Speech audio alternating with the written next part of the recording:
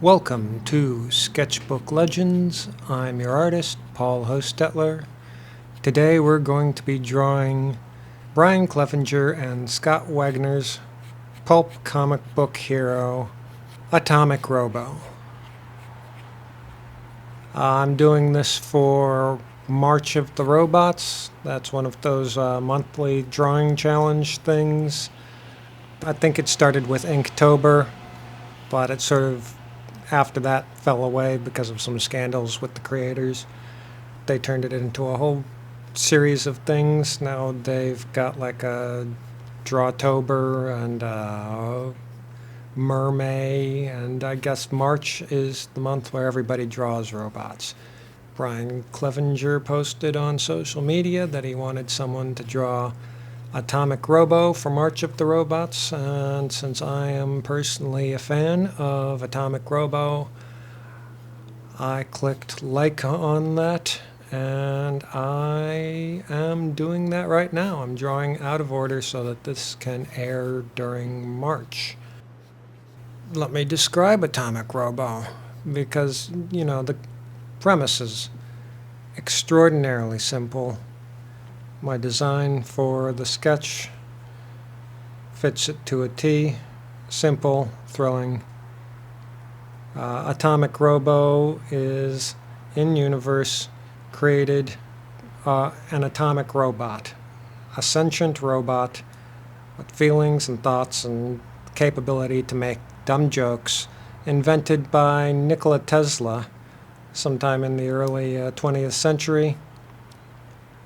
Tesla trains him up to be a scientist. He gets in a bunch of adventures just because the Atomic Robo universe is one where extra-dimensional monsters exist. The veil between worlds can be pierced with super science. Every once in a while, someone comes up with another kind of stupider robot that goes haywire or gets in the control of Nazis, and Atomic Robo Tesla, full name, is tasked with going out and beating the crap out of them. This is a universe in which Lovecraftian monsters actually exist. Lovecraft himself shows up at one point to introduce the topic before turning into a monster. This is the sort of story where Carl Sagan might show up to describe some sort of cosmological phenomena that he needs Robo to help punch.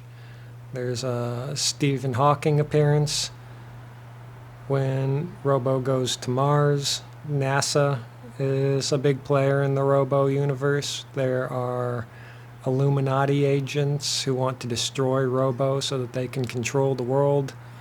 There is, what's his name? The guy who built the original thinking machine. Alan Turing shows up at one point in a story in which he succeeded in creating a supercomputer. And that's sort of the gist of these Atomic Robo stories, is they take actual science and actual history. Since Atomic Robo is a robot, he has more or less an infinite lifespan. So he's been through the entire 20th century and into the 21st century, having adventures all over the place. He spends part of World War II in Germany and another part in China, fighting Japanese mad scientists. But the point is that all of his adventures are historically or scientifically based, even if they ramp up the believability of that science to absurd levels.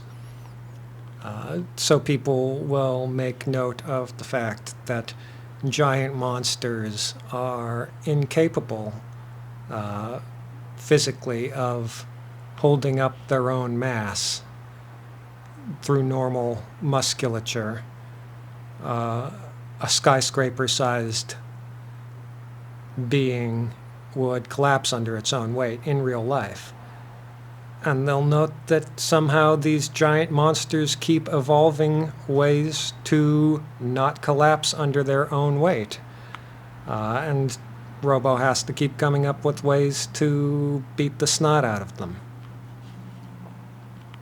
You may notice you've got like a big brawny fella fighting in World War II, fighting monsters, fighting robots. This sounds a lot like Hellboy, Mike Mignola's Hellboy. And it is, honestly. It's the same sort of pulp adventures. You just swap the horror and the folklore for science and scientific history, and you have Atomic Robo. And I honestly think it's a damn shame that Atomic Robo never really got the same bump into fame that Hellboy did. Hellboy's on his like 4th movie now. Mike Mignola just keeps pulling in these checks from Hollywood. I haven't seen very much of that from Atomic Robo at all. Possibly because Clevinger and Wegener are publishing Atomic Robo themselves. This is an indie publication. It's not through Dark Horse. Dark Horse had way better distribution than any indie publisher could possibly hope to have. So that's part of it. But honestly, Wegener's an amazing artist, up there with Mignola just in terms of his designs and his details. You see, I'm drawing Atomic Robo's hands, and Wegener has posted drawings of just the designs of the hands, and that since Robo is a mechanical being, all of the joints have to be able to move in the same way that a normal human hand moves. And he designed a hand that plausibly looks like it could do that. And all of the internal structure of Robo seems to be worked out so that he can move like a person using purely mechanical parts. And it's just that sort of attention to detail that makes Atomic Robo extra believable. One of the other things about Atomic Robo that's sort of similar to Hellboy is that they both lose their shirt incredibly frequently. Part of Hellboy's costume is that he wears a big trench coat all the time. That sort of covers him up. But Atomic Robo is supposed to be like a person. He runs the Tesladyne company, which he inherited from Nikola Tesla, who, he considers his father. And most of the time he's wearing normal human clothes, and he's normally human proportioned, maybe a little bit bulkier than normal, but that's what big and tall and husky stores are for. But somehow whenever he's fighting a monster or a horde of vampires, they always manage to rip his shirt off, and not his pants, which is a grand comic book tradition going back to like the Incredible Hulk. The pants never come off, just the shirt to show off that beefy robot bod. I am not following Wegener's exact design for Atomic Robo. There was one point in the story where Robo gets almost completely destroyed and has to be rebuilt by his teammates, and he gets a slightly different design with a little bit rounder features and square ears instead of cool Art Deco ears. But I'm not following either of those because very specific on the details, and I, being in my sketchbook, could not remember exactly all of them. I got his little cat ear airfoils on the top of his head and the zigzag over his muzzle or his mouth, and I feel like I've done my due diligence. But that's one of the genius things about Atomic Robo, is that he's got a very simple design. And, as long as you get the essential details, you've got Atomic Robo in a nutshell.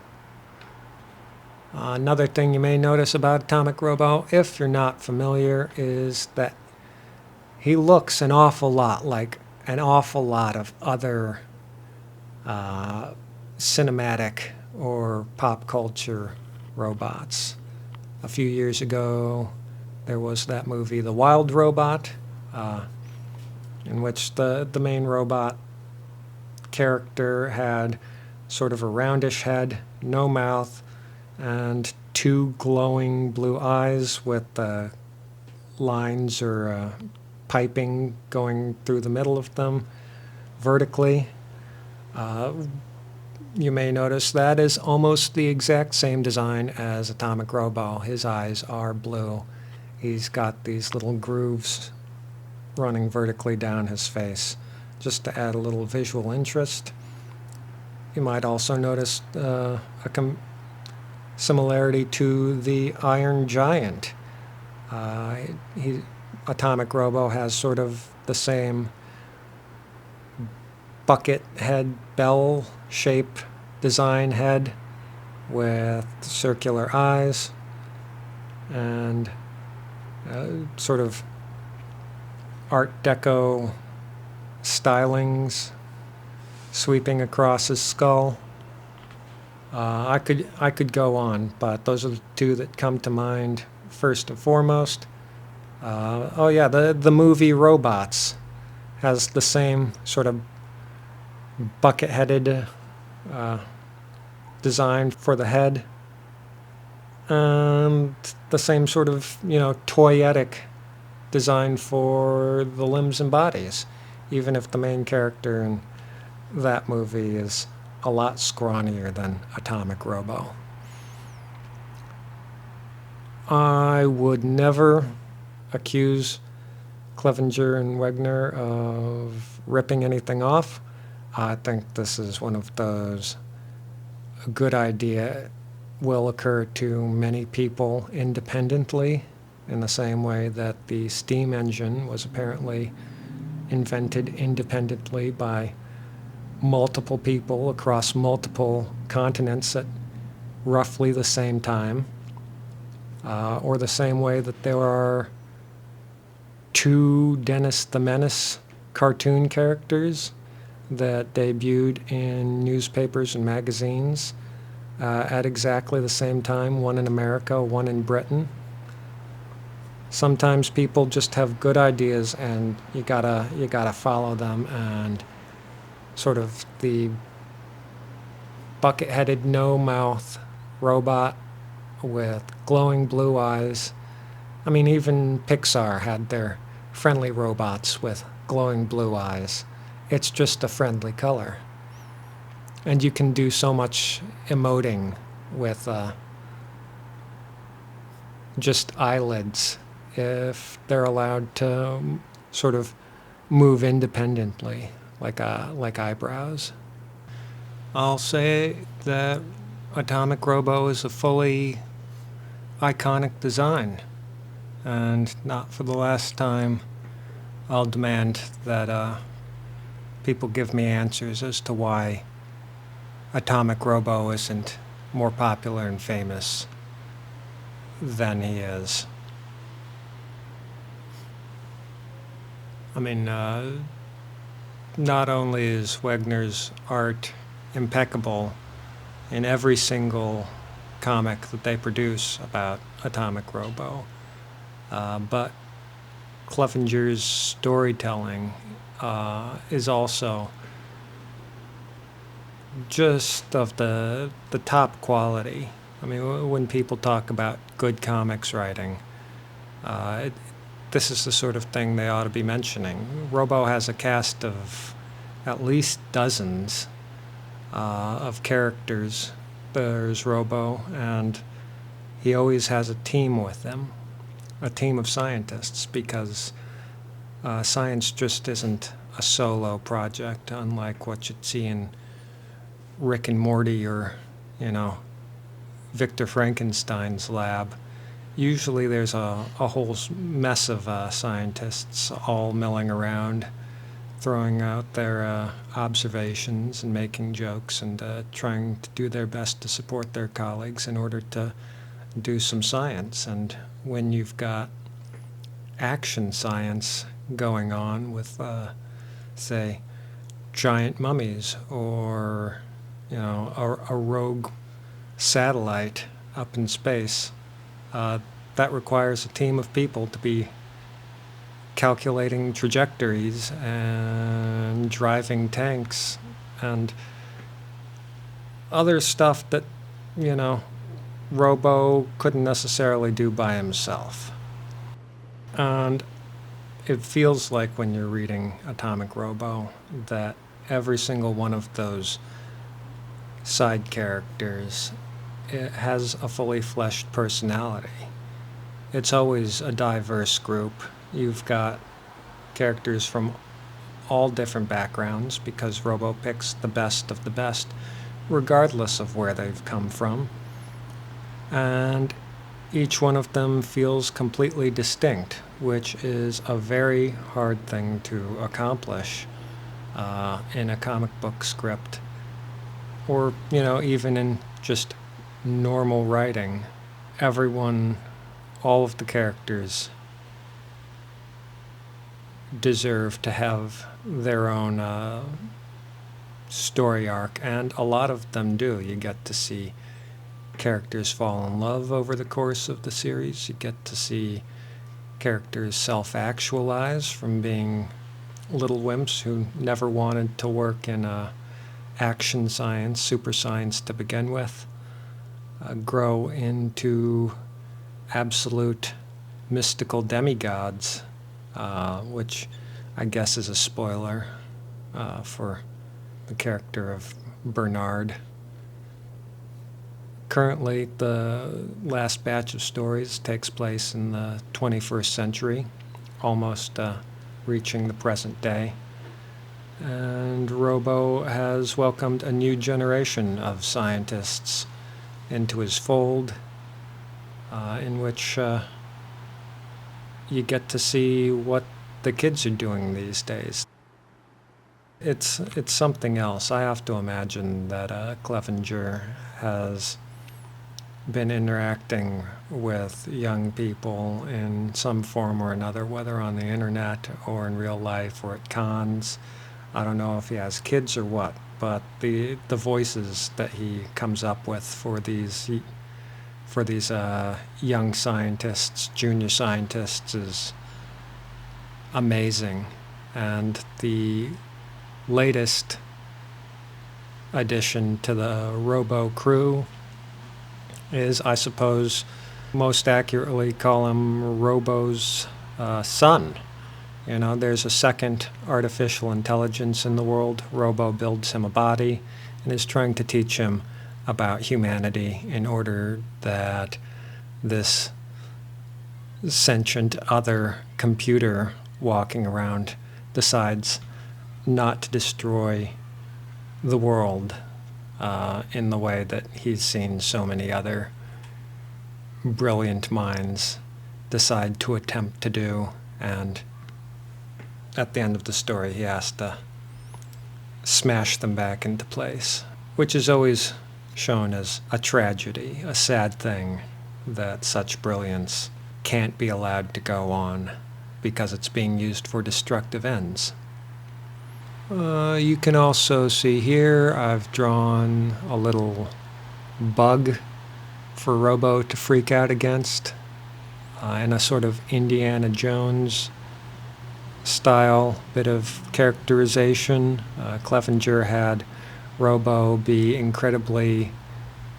have this incredible phobia of insects, because being a robot, his skin is permeable, his joints are permeable, and bugs can get in there and squish around and be gross, and then he'd have to take himself apart and clean all of his joints, and I imagine it's just not a very pleasant feeling at all. Adding a little aperture, or maybe it's just a circle to Robo's chest there. I don't think that his heart is stored directly in the middle of his chest, or his energy chamber, or his atomic innards are stored right there. As he points out over and over and over through the series, it's a very dumb idea to put your weak spot right in the center of your chest and to make it glow like Iron Man does. It looks cool, but it gives everybody a clear target to shoot at.